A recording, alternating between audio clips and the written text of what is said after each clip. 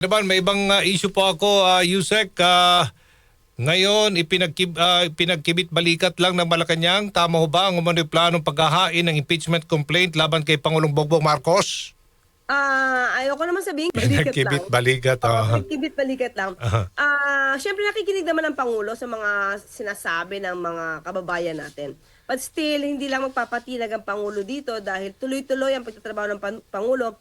Kahit ano ang iba to sa kanya, na mga itong klaseng issue at alam naman natin malamang kaya umiingay ito dahil umiingay ang mga panawagan ng ibang mga grupo, kasama na dito ang Makabayan Bloc na di umano magsasampa ng impeachment complaint laban kay VP Sara.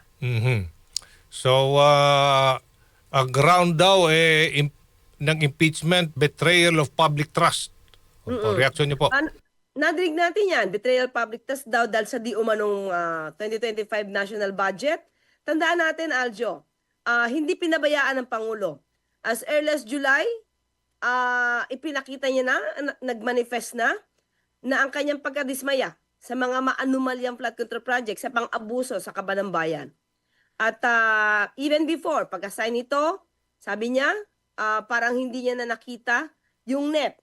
Pero dahil dito pinangalagaan niya ang pondo at inutos niya sa DBM na yung mga ibang mga insertions ay magkaroon ng conditional implementation. Hindi pwede na basta-basta ma-release ang pondo.